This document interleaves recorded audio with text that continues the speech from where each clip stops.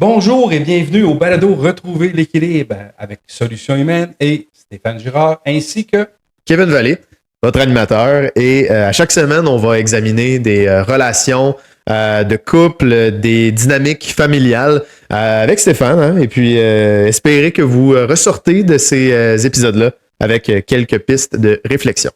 bonne écoute.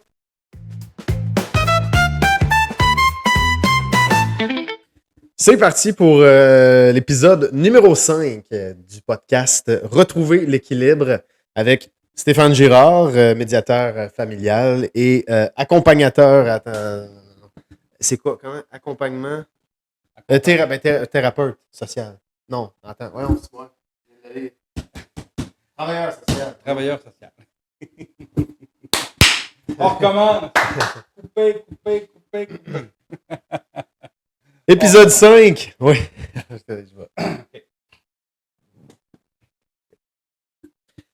Épisode 5 du podcast Retrouver l'équilibre avec Stéphane Girard, médiateur familial, travailleur social également. Comment vas-tu, Stéphane? Hey, ça va bien, Kevin. Moi, Kevin Vallée, en passant. Je dis jamais mon nom, mais c'est pas grave, c'est toi l'important. Dans ce podcast-là, c'est toi l'expert également.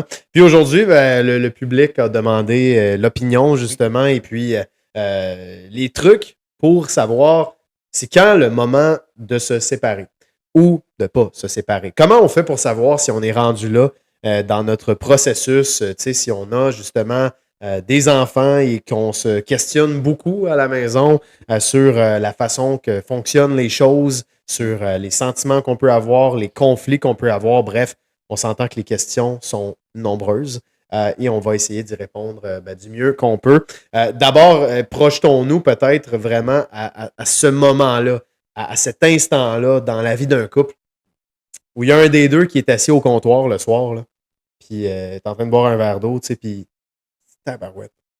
On est-tu rendu à se séparer? C'est quoi les premières questions qu'on devrait se poser? Très bonne question. Est-ce le bon moment? Ça peut être toujours le bon moment, comme ça peut être toujours le mauvais moment. Mm-hmm. Pourquoi? Parce qu'on ne s'est pas assez posé de questions. Puis, des questions, il faut savoir aussi. Moi, une des premières questions que je pose aux gens, de 0 à 10, comment vous évaluez votre relation de couple? Et là, encore une fois, c'est pas scientifique, Non. mais Ça donne toujours une bonne idée, j'imagine. Mais c'est pratico-pratique. Ouais. 5 sur 10, un couple pas d'enfant va se remettre en question. C'est normal parce que les deux, individuellement, se posent la question de savoir, je suis à 5 sur 10, mon chum ou ma blonde est à 5 sur 10. Moi, tout seul, je pense que je serais capable d'être à 6-7 sur 10. Tout seul, sans aucun effort majeur, je serais à 6-7 sur 10. L'autre pense à peu près la même chose. Mm-hmm.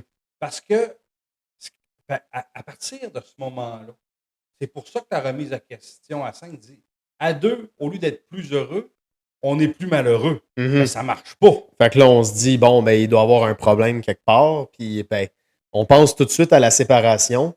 Mais c'est pour ça que je veux dire, la médiation, l'accompagnement psychosocial, la thérapie de couple aussi sont là. C'est parce que faut les poser de la bonne façon, ces questions-là, et y répondre également de la bonne façon. Parce que j'imagine que bien des fois, tu sais, on va peut-être analyser tel ou tel enjeu, par exemple, je ne sais pas, sur la communication. Puis on va dire, ouais, ça va pas super bien. Mais ça peut aller bien. Ça peut aller bien avec des trucs. C'est pour ça que les professionnels sont là, tu sais. Des fois, on est tellement en tête dedans, tu sais, puis on réalise pas qu'il y a des façons de s'en sortir, puis il y a des façons de s'améliorer. Ben, souvent, problème de communication amène aussi un problème de gestion de conflit. Et là, Ouais. on ne règle pas les dossiers, on les empile. Et là, 1, 2, 3, 4, 5, 10, 20. Quand ton ordinateur, là, ton bureau d'ordinateur est bien plein, qu'est-ce que ça fait? Ça bug. Hein? Mhm. Ben, les problèmes de couple que tu ne règles pas à mesure, c'est la même affaire. C'est la même chose. Fait que c'est sûr et certain que tu prends des choses faciles à régler au départ, puis on va faire de la mise à l'épreuve.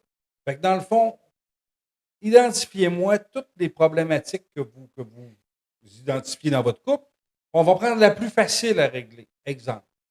Bon, ben écoute, sortir les poubelles le soir. Bon.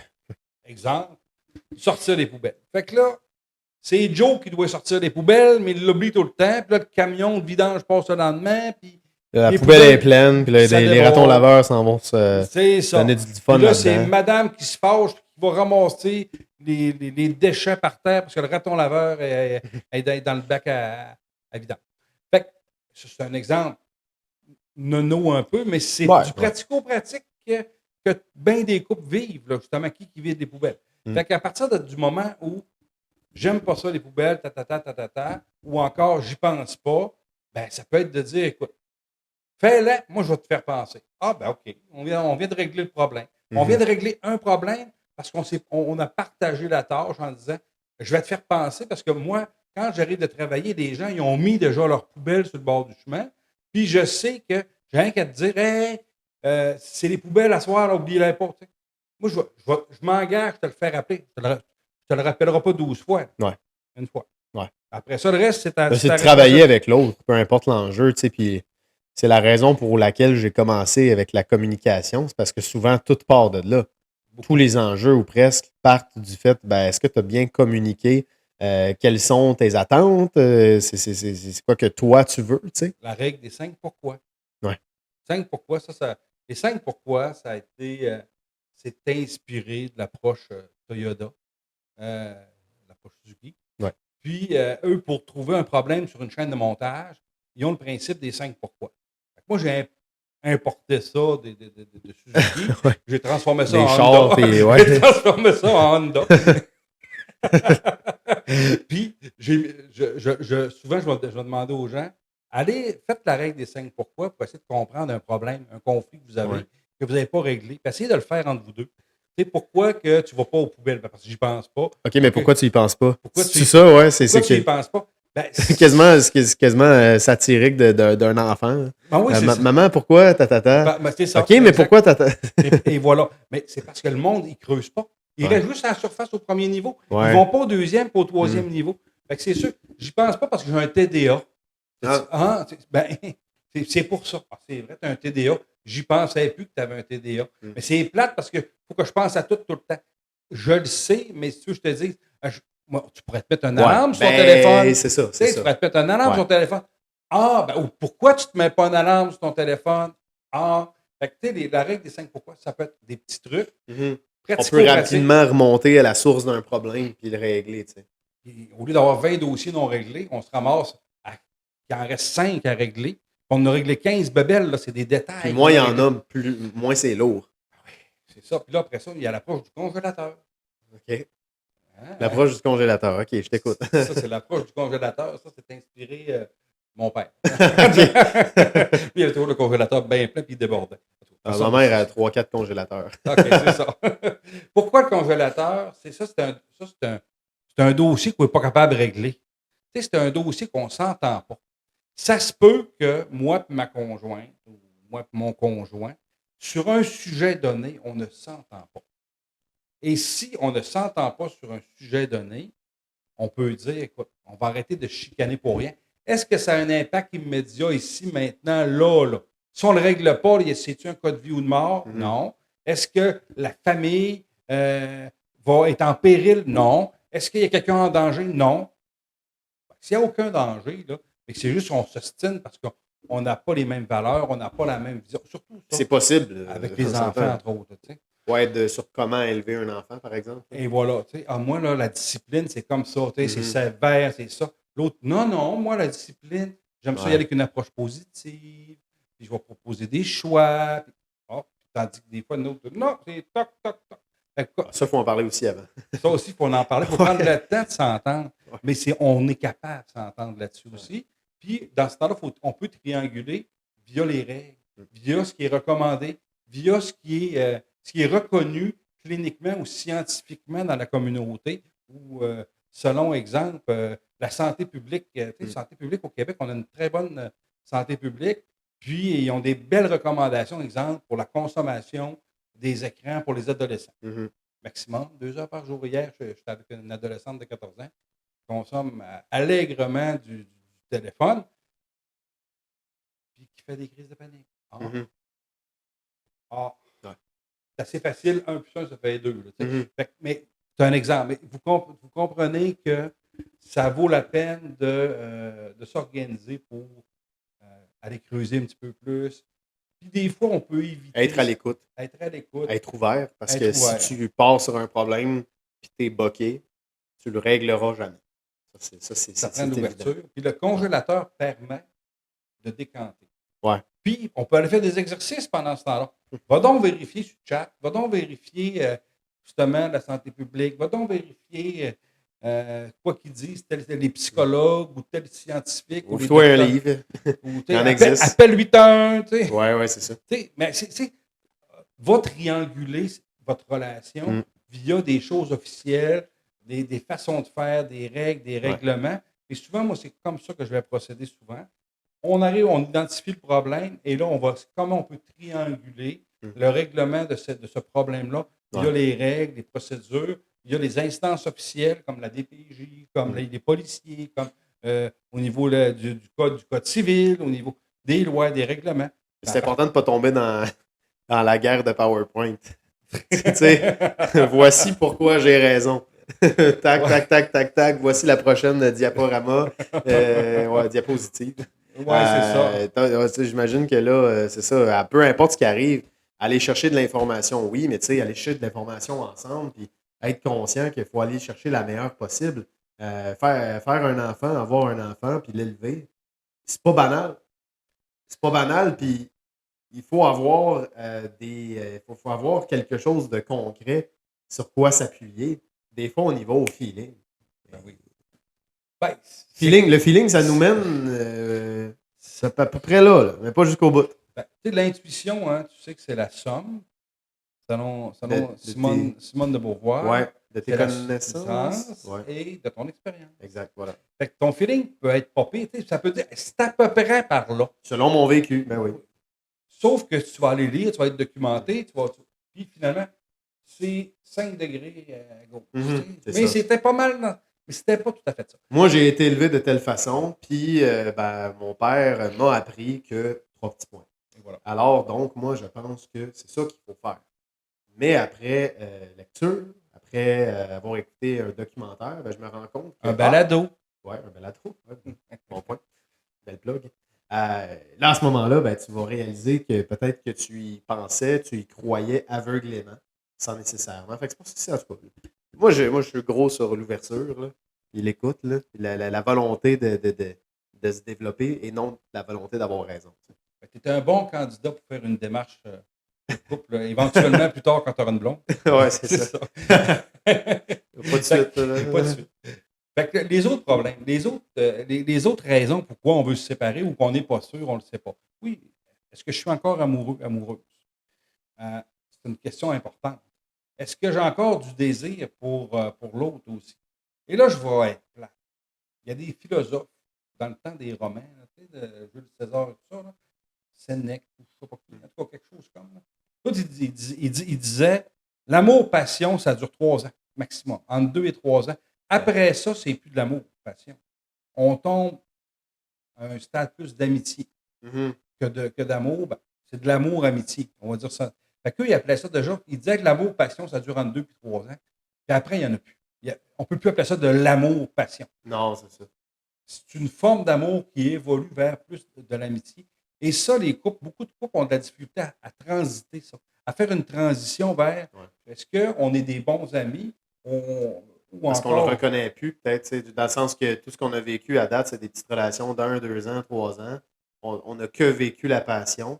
Une fois que la passion s'effrite, puis qu'on est dans une relation stable, mais moins excitante, bien là, à ce moment-là, comment on deal avec ça? Est-ce qu'on accepte notre sort? C'est un pattern. Ouais, ben oui. C'est un pattern.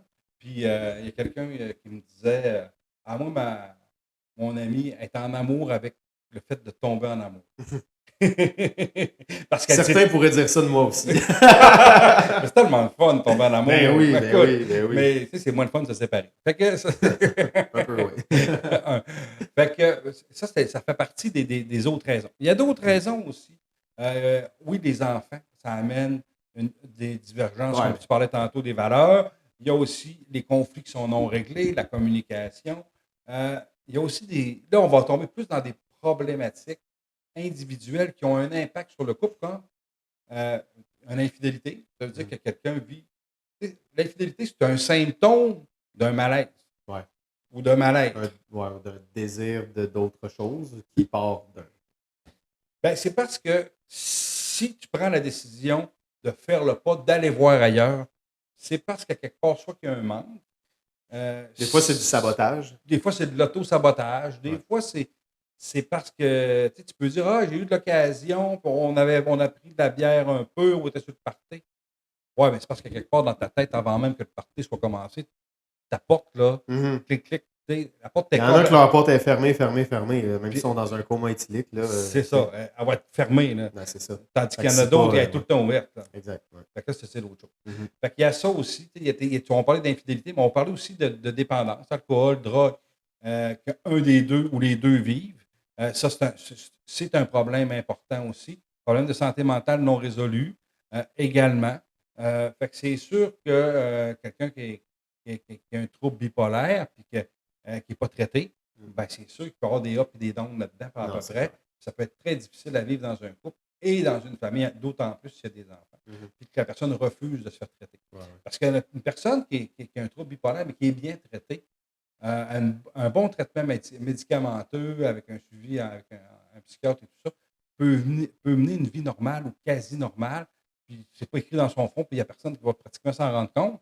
Puis dans un couple, c'est viable d'avoir. Les gens peuvent être en couple, puis ça peut être très fonctionnel. positif. Puis, Oui, très positif. Puis il peut avoir des sentiments amoureux l'un l'autre. Puis tu peux très bien vivre pareil, là, même quelqu'un qui a un choc post-traumatique ou quelqu'un qui a différentes problématiques de santé mentale. Le problème n'est pas la problématique de santé mentale, c'est le non-traitement. Et voilà. Bon. C'est ça. Fait que, souvent aussi, c'est ça. Fait qu'il peut y avoir comme un trouble anxieux, des gens qui font des crises de panique pour voir une araignée ou n'importe quoi. Fait que c'est sûr et certain que les problématiques personnelles ont un impact également sur le couple.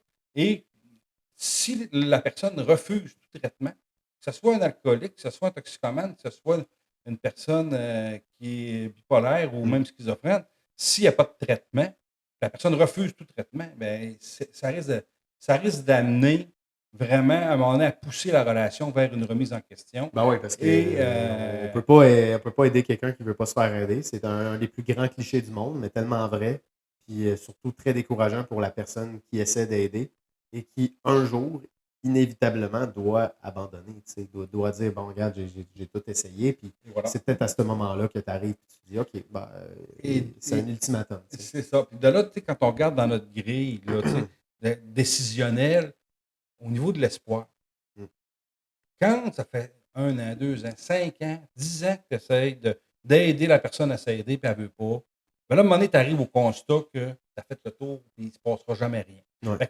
L'espoir est hyper important. Quand l'espoir que le couple, la situation peut changer, tant que l'espoir est là, tant qu'il y a de la vie, il y a de l'espoir, puis il y a de l'espoir que le couple puisse remonter puis ressusciter de sa belle mort, si on peut dire, ou de son épreuve, on va dire ça comme ça. Ouais. Mais s'il n'y a plus d'espoir... Là, tu pars bas. Tu pars bas parce que pour réanimer un espoir, ça en prend pas mal d'épreuves. Ça en prend pas mal pour te ramener parce que c'est un état d'âme. C'est difficile de revenir de ça. Quand tu perds espoir dans une situation, dans un couple, c'est très, très, très difficile de revenir. Et là, des exemples, violence conjugale. Il arrive une situation de violence, comme on dit, un gros pétage de coche. Le monsieur arrive, état d'ébriété de consommation, débâtit une partie de la maison, peut aller jusqu'à frapper madame. Ben, c'est sûr que madame, là, on s'entend-tu qu'il n'y a plus d'espoir? Elle, là, l'espoir est coupé au couteau. Il n'y en aura probablement plus de deuxième chance, puis de troisième chance. Ça s'arrête là. Dans d'autres situations où c'est moins grave, c'est moins important, ben oui, il peut y avoir encore un peu d'espoir. Ben oui. Mais là, il va y avoir des conditions. Là, tu vas aller rencontrer quelqu'un, tu vas te faire accompagner pour ta gestion des émotions, tatati, tatata, puis bien souvent, s'il y a des plaintes aux criminels, il y a des voies de fait, et là, tu as des obligations, des interdits de contact. Ça peut amener à plein d'affaires qui vont faire en sorte que la personne va faire qu'elle se prenne en main, qu'elle se responsabilise pour régler son problème d'impulsivité, son problème de mauvaise gestion des émotions, de jalousie ou encore c'est tout relié à l'estime de soi et à la confiance en soi beaucoup. Hein? Fait que c'est pas des gens qui ont beaucoup de confiance en eux nécessairement. Hein? Puis c'est des personnes très contrôlantes. Fait que c'est sûr que mais c'est une démarche. Puis il faut travailler ça sur plusieurs fronts, mais tu ne règles pas ça en un mois. Là. Non, Fait que c'est sûr que. des années de trauma et des années de pattern, là, ça se déficelle pas en un claquement de doigts. Et voilà. Et c'est de là que l'espoir peut être difficile à maintenir dans un couple en sachant très bien que la personne a un problème d'émotivité, de gestion des émotions, de problématiques d'impulsivité, sachant très bien qu'elle le reconnaît plus ou moins, sachant très bien que c'est récurrent, ça revient par cycle.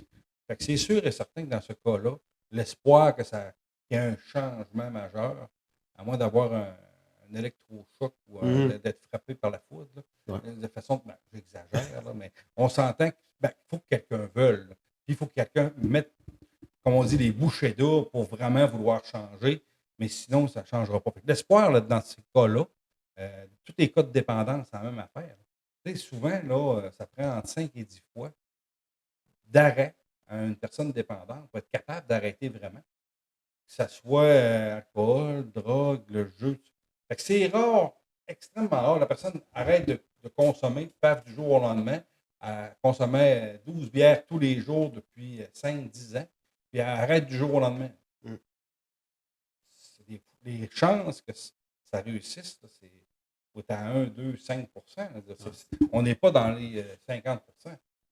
Après 2, 3, 4 fois, là, la personne, elle a appris à chaque fois. À chaque fois, elle a cheminé dans son apprentissage. C'est jamais parfait de la première fois, mais c'est par petits pas, par petites étapes, puis par petites preuves à chaque fois qu'on est capable de faire mieux, qu'on convainc ce qui se passe là-dedans, là, qu'on est capable. Ça, c'est la base, là, de se convaincre à l'intérieur. Une fois que tu es convaincu dans ta tête, là, ça va bien normalement. L'espoir. Fait que là, c'est fait. Il faut être honnête aussi. Quand on fait une démarche, il faut être honnête avec les gens. Il faut que les gens soient honnêtes envers eux-mêmes et l'un envers l'autre aussi. Fait que c'est sûr que en termes de questionnement, on parle, oui, est-ce que j'ai encore espoir que la situation évolue, change positivement? Est-ce que je suis encore en amour? Est-ce que j'ai encore du désir, cette personne-là? Quand le désir n'est plus là, même si vous mettez des plumes sur la tête, des paillettes, ce que vous voudrez, là, ça se peut que votre couple est pas mal fini. Je suis plate, là, mais ça, c'est un des symptômes hyper, hyper importants. S'il n'y a plus de désir et il n'y a plus de relation intime, ça fait déjà quelques temps, et voire même quelques années, plus ça fait long, puis que pour différentes raisons, il y en a qui vont dire je suis encore attiré, mais je suis gêné de faire les premiers pas. L'autre dit moi aussi, je suis gêné de faire les premiers pas. Là, ça fait tellement longtemps que je ne me rappelle plus comment faire. Bon. mais c'est vrai. Non, j'ai jamais été dans une relation aussi longtemps pour oublier. Pour oublier. mais je peux comprendre, tu sais.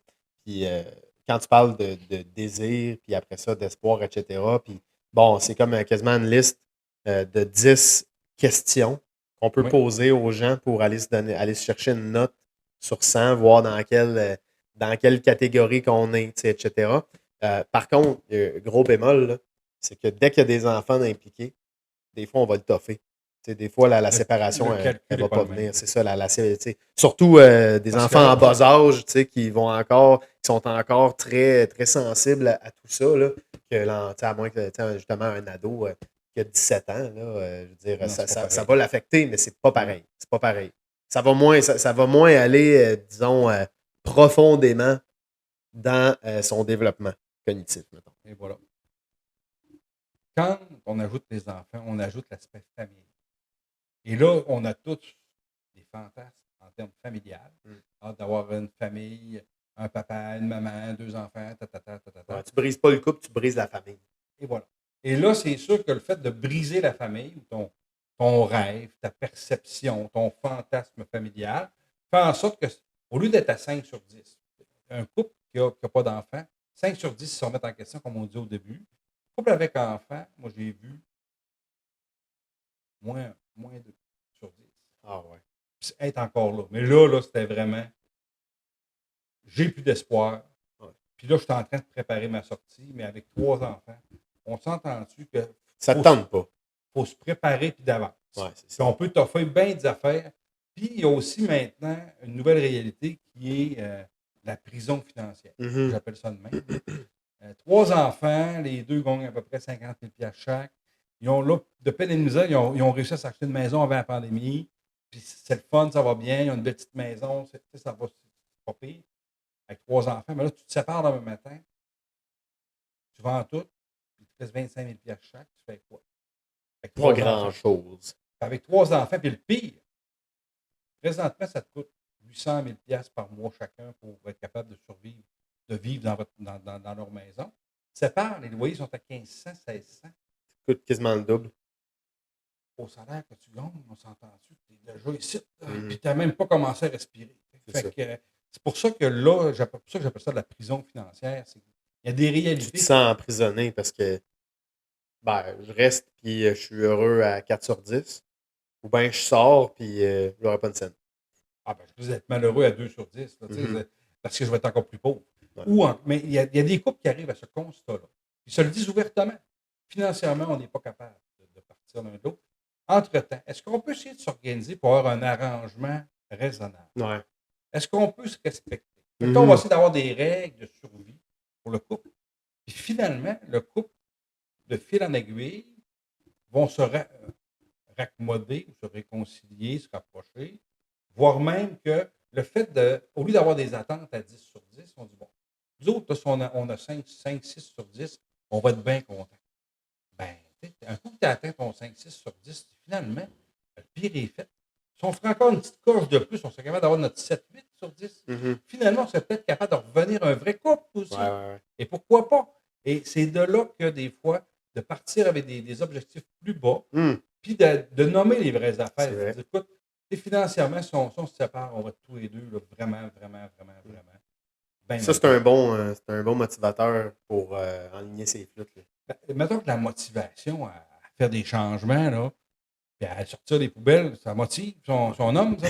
Quand l'alternative, c'est de déménager dans un logement à Dans- 1600$ par mois, pas d'hydro, pas. Puis là, en tout cas, là, on est dans les chiffres.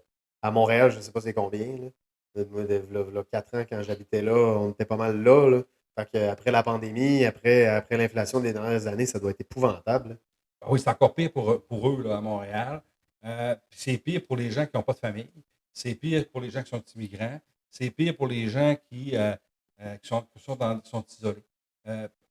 Parce que, tu sais, comme anciennement, c'est plate à dire, ben c'est pas plate, mais comme anciennement, moi, quand je suis arrivé jeune, il y avait des maisons, des bigénérationnels, là, c'était la grosse mode. C'est qu'on avait une grosse maison, on avait eu 10 enfants, on coupait la maison en 2, en 3, on faisait des logements là-dedans, puis là, les enfants restaient là en attendant de se partir. Puis bon, Ouais. ben ça, on n'aura pas le choix de revoir ça encore parce que c'est écrit dans le ciel qu'on aura les moyens, on va avoir de moins en moins les moyens. Je parlais tantôt avec mon installateur de piscine. Hey, Diane, mes chums, c'est bâti une maison. Sais-tu comment ça coûte de taxes par année à Malbé? Bon, je ne sais pas. Ça paye 10 000 Oh, Ça, c'est juste les taxes. ça donne le goût. Ça donne le goût. Ouais. Fait que tu sais, tes parents te font un cadeau, puis juste, tu sais, le cadeau de taxes que tu as, c'est 10 000 par année. Fait que, Aïe, aïe, ben, en tout cas, parenthèse, mais c'est pour dire que les prisons financières maintenant existent. C'est plate. Puis comment on réussit à s'en sortir, c'est sûr qu'il faut sortir de notre isolement. Il faut aussi trouver des solutions pour, des fois dans notre famille, des fois à travers, tu sais, ma tante qui vit toute seule d'une grande maison, Ouais, ben, c'est peut-être ça. d'avoir Ouais, on en voit de plus en plus. tu sais, Là, ouais. sa nièce avec ses 2 enfants débarque, Ben oui, ben ou son neveu, puis Hmm. bien souvent, ils sont bien contents. Écoute, quand tu es rendu à 75 ans, 80, 85, tu es tout seul dans la maison, tu t'ennuies, Mhm. ben, ça peut être une alternative. Ouais. Tu sais, Mais il faut être imaginatif dans ce sens-là. Puis pour ceux qui accueillent, il faut être généreux et conciliant. Tu sais. Et Il voilà. faut comprendre la nouvelle réalité et dire que si tu étais dans la même situation, tu aimerais probablement savoir de l'aide. Hein. Ouais, exactement, c'est en plein ça. Fait que, tu sais, il y a plusieurs raisons qui font que les gens peuvent prendre la décision, comme ils peuvent ne pas prendre la décision non plus. Mais moi, j'ai comme principe que tant qu'il y a de la vie, il y a de l'espoir, puis on va essayer tant et aussi longtemps qu'on peut. Puis quand on arrive vraiment au constat on est toujours trop pressé de se séparer. Mhm. C'est ça que je dis aux gens. Puis souvent, quand ils m'appellent pour de la médiation, est-ce que ça fait combien de temps que vous êtes séparés? Ça fait une semaine, OK. Ouais, ça fait pas longtemps.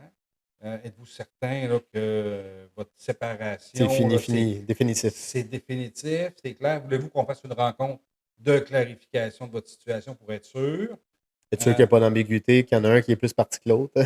Puis finalement, souvent, une fois, ça c'est les jeunes, souvent de 20 et 30 ans. Ça arrive souvent, puis souvent, une fois sur deux, ça finit en accompagnement de couple et non pas en divorce, en séparation. Ouais. Pourquoi? Parce qu'ils ont vu le problème trop gros.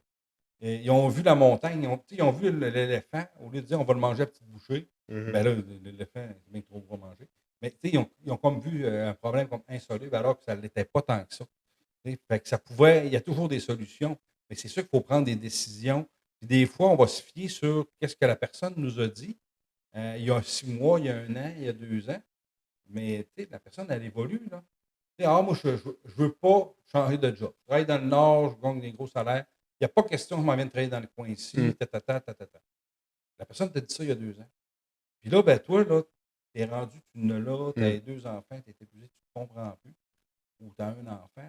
Ben, ça se peut que dans ta tête, tu penses que c'est encore acquis que le Nord, il va toujours rester là. Ouais, mais des fois, quand c'est sur le bord de briser, là, tu as une réalisation. OK, là, ça va dire que si je lâche pas le Nord, c'est fini. OK, là, tu y penses. Là, tu y repenses 2 fois. Pour la famille, hein, Ouais. puis pour les enfants, pour ma blonde, quitte à, écoute, j'ai l'habitude de travailler 12 heures par jour pareil là-bas. Ouais. Je vais travailler peut-être un peu plus ici. C'est ça. Une job avec une job in, puis je vais m'organiser, puis finalement, un peu moins de revenus, mais on va vivre selon nos moyens, puis c'est tout. Là. À lui d'avoir 2 voitures neuves dans le cours, on peut en avoir une neuve, Ben oui. une usagée, ça fait pareil. Ben oui. Fait que, tout est possible dans la vie, mais faut vouloir aussi. Il y a beaucoup de volonté. Il y a des gens, des fois, qui vont manquer de volonté. Oh, ça me tente pas, c'est bien trop d'ouvrage. Hey, ça va être long. Tant qu'à ça, ça va être moins pire à me séparer. Ouais. Ça se peut, là, c'est un sac à dos, tu pars avec, tu n'as pas d'enfant, tu n'as pas rien. Oui, peut-être, mais mais avec les enfants. Là, c'est d'autres choses. C'est sûr que. Mais c'est ça. Fait que, il y a la volonté, il y a l'amour, il y a encore l'intimité, il y a encore aussi la communication, il y a tous les règlements, apprendre à régler nos conflits. C'est sûr que c'est la base, la communication, puis apprendre à régler nos conflits. Quand on a pris à touch là, avec ça, habituellement, on finit toujours par se raccommoder puis d'être capable de se rapprocher, puis d'être capable souvent de se réconcilier.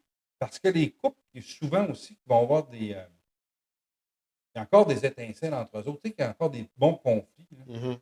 Mais à quelque part, ça veut dire qu'ils ont encore des fois des sentiments. Ouais, c'est ça. Ouais. Tandis que où il y a du feu, il y a de la passion un peu. Là. Et voilà, exactement. Tandis que ceux qui sont bof laisse là, faire. ouais, c'est ça. Fais donc ce que tu veux. Va donc dans le garage. C'est ça. Va dans le garage. Va donc prendre ta Sac-moi à paix. Va prendre ta petite bière puis fumer ta petite puff de hache. C'est ça. C'est bien correct. Mais quand tu es rendu là, ça veut dire que tu commences à être décroché du couple. Tu commences à être désinvesti. Ta volonté n'est pas forte. Là, tu es rendu dans l'acceptation. Tu dois le voir dans la face du monde. Oui, c'est vrai que quand tu regardes comme il faut. Ça doit se lire dans la face. S'il y en a un qui est encore accroché, si l'autre il n'est pas vraiment engagé, lui, tu sais. Ben, c'est parce que des fois, il arrive d'autres personnes qui viennent briser l'équation. Ouais. Autrement dit, monsieur rencontre la fameuse crise de la quarantaine. Oui, la fameuse crise de la quarantaine. Hey, ça, pour les femmes, c'est assez terrible. Puis les hommes, c'est la crise de cinquantaine. Oui, c'est ça. Oui. Hein? Fait que là, les deux sont possibles, non? Non, normalement, c'est plus la cinquantaine pour les hommes. Oui, c'est connu, ouais. À tous les 10 ans, on vit une crise. À 20, 30, 40, 50, 60.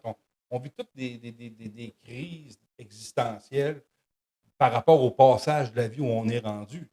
C'est normal. Mais la femme 40 ans, puis l'homme 50, c'est comme des crises C'est là que ça brasse. parfois peuvent être assez importantes pour certaines personnes plus que d'autres. Et pourquoi? Parce que 40 ans, c'est la crise de la liberté. J'ai 2, 3 enfants aux trousses depuis l'âge de 20 ans. On s'entend que là, je commence à avoir des ailes, je vais en profiter. Puis là, ben écoute, les femmes, souvent, au niveau de leur libido, 40 ans, sont comme plus à leur apogée, sont à leur maturité. Fait que ils se connaissent mieux, sont capables de mieux s'accepter, puis d'aller plus loin un peu dans leur sexualité. Fait qu'ils peuvent découvrir des choses de fun avec d'autres partenaires aussi. Fait que, tu sais, il y a ça. Puis pour les messieurs de 50 ans, ben, souvent, c'est le démon du midi, comme on dit anciennement. Là. C'est le démon du midi dans le sens que veut pas, on vieillit, mais en même temps, c'est le fun de courtiser des fois des femmes un peu plus jeunes ou de voir qu'on peut avoir encore un certain attrait auprès des femmes un peu plus jeunes. Ça peut être, pour un homme d'une 50aine d'années, ça peut être quelque chose des fois de valorisant. Mais on s'entend que. À un moment où tu te sens peut-être moins hot, tu sais. Ouais, c'est ça. Tu commences à décliner puis tu le sens à 50. Tu sens que tu n'as plus 20 ans. Là, littéralement. Littéralement. Mais c'est pour dire que ça, c'est des clichés, mais ça n'empêche pas que, oui, on peut vivre une crise de passation, d'étape de vie, qui fait en sorte qu'on remet en question de couple et qu'on parte en peur avec ça aussi. Là, il y en a, j'en ai eu des clients et des clientes, les deux arrivés, puis le monsieur de 50 ans qui est allé faire la galipette avec une petite jeune de 35 ans, puis que, wow, ça a été bien le fun, puis tu te quittes, puis ça a duré après 2-3 mois, puis écoute, elle voulait se marier après 3 mois, puis lui, il a dit, ben, t'as peu, là, pas prêt à me marier tout de suite. Fait que, puis tandis que la madame qui se rencontre un jeune homme d'une trentaine d'années, puis qui fait des galipettes aussi, puis qui avait du fun au bout de 6 mois, des fois un an, il disait, oh. Qu'est-ce que je viens de faire là? Hey, OK, c'est pas ça la vie. Les là. enfants me parlent quasiment plus. Je suis rendu d'un loyer. J'étais d'une maison de 500 000 $. Puis là, l'ex, il se promène, puis il est en train de se faire une nouvelle blonde. Puis elle a de l'allure, tu sais. Puis elle est quasiment plus belle, elle est plus jeune que moi un peu, puis tu le quittes. Tu sais, c'est. Les gens, là, des fois, ils font des prises de conscience 6 mois, 1 an après, puis ils se disent hey, un peu trop tard. Hey, j'aurais donc dû essayer de faire quelque chose. C'est de péter ma bulle. Ouais, j'aurais peut-être d'essayer de péter ma bulle. Ou d'en parler, ou d'aller consulter aussi. Tu sais, quand là, dans nos têtes, là, on part sur une chire de même, là, ben allons consulter, vous risquez de sauver bien des sous. Ouais. Puis des fois, vous risquez de sauver bien des ménages. Attraper aussi. Le problème à la source. Ben, c'est parce que peut-être qu'effectivement, si tu es attiré et tu as un besoin justement de voir d'autres choses, ben, peut-être qu'à l'intérieur de toi, tu as des choses à aller fouiller aussi, à te reconnecter, là, puis à être en mesure de pouvoir c'est ça, de te reconnecter à toi-même, puis peut-être essayer de répondre mieux à tes propres besoins aussi. Oui, ben c'est ça, trouver des solutions. Hein. Parce que s'il y a quelque chose que tu dois compenser par le couraillage, ben, je suis certain qu'il y a d'autres solutions que le couraillage. C'est ça. Moi, ce que j'ai fait, je me suis acheté une moto. Mon Dieu. C'est pour ça. C'est pour ça que les messieurs ont des motos. C'est ça. C'est ça que je leur dis. Achetez-vous une moto, ça va régler tous vos problèmes. C'est bon. De parler. Mais c'est vrai qu'effectivement, il y a moyen de se remettre en question, de penser, de réfléchir à tout ça. Puis, effectivement, des fois, d'aller se reconnecter à soi et à nos passions aussi. Moi, la moto, c'était une passion que j'avais à 17, 18, 20 ans. Là. Fait que moi, quand j'ai embarqué sur la moto, là, je suis tombé à 20 ans. Ouais. Écoute, j'ai rajeuni de 30 ans une shot. Ouais. Il y a d'autres façons de rajeunir. Là. J'ai tué du fun un peu, puis j'en ai encore. Fait que, mais c'est ça. Fait que c'est pour ça que, veux pas, les remises en question de couple sont normales. Les remises en mais avant de prendre une décision, prenez le temps de réfléchir, prenez le temps de vous en parler, prenez le temps d'aller consulter. Puis, on est toujours trop vite sa gâchette. On est toujours trop vite pour se séparer. Ça ne presse pas de se séparer, dans le sens que vous avez le temps de vous séparer. À moins que votre vie est en danger. Là, si votre vie est en danger, séparez-vous le plus vite possible. Ça, il n'y a pas de négociation. Parce qu'à part ça, ça va rarement, j'ai l'impression, être trop tard. Mais ça va souvent être trop tôt. Souvent, c'est ça. C'est plus souvent trop tôt que trop tard. Trop tard, là, c'est quand justement ta vie est menacée. Quand il y a un danger, c'est quand il y a quelque chose de grave. Menacé, là. Ça, Ouais. là, il y a des maisons Non, d'hébergement on sort de là, ben ouais. pour personnes victimes de violence. Mhm. Et vous prenez vos jambes à vos coups, puis Ouais. vous sauvez le plus loin possible. Ça, c'est indiqué. Mais sinon, s'il n'y a pas de violence, il y a toujours du respect, puis que vous êtes capable d'avoir une communication ouverte, de maintenir cette communication-là, ben, prenez le temps de communiquer, prenez le temps d'essayer de régler certains différends par vous-même. Si vous ne réussissez pas, ben, il existe des personnes comme moi qui peuvent vous accompagner et vous aider. Puis il y en a d'autres aussi dans la province de Québec. Il y en Ben a oui. partout. Hein? Oui, exactement. En médiation familiale, en psychothérapie sociale et en thérapeute. C'est ça. C'est bien. Asti, c'est bien. Médiation familiale. Médiation, Psycho quoi? accompagnement psychosocial. Puis, ben, mais il peut y avoir aussi des thérapies de couple, mais moi, je ne fais pas de thérapie. Ouais, non, oui, je vais le nommer aussi, mais en tout cas. OK. Bon. On recommence. Prends là. En médiation familiale, en psycho-accompagnement social et en thérapie de couple. Toutes des choses qui sont possibles avec Stéphane en médiation familiale et en psycho-accompagnement également. C'est possible chez Solutions Humaines, justement. Si jamais vous avez été Je ne fais interpellé. pas de thérapie de couple. Non, c'est ça. Pas la thérapie de couple. La Je thérapie. n'en fais pas. Voilà. Mais je fais de l'accompagnement pour les couples. Exactement. Donc voilà, ben, si vous avez été interpellé par cet épisode, d'abord, il y en a d'autres. Ça, c'était le 5e. Si vous tombez sur celui-là en premier, il y en a d'autres. On touche tout ce qui est dynamique de couple, dynamique familiale. Et ben, c'est un grand plaisir de le faire. Stéphane, on se retrouve la semaine prochaine. Hey, merci à toi, Kevin. Merci à toi.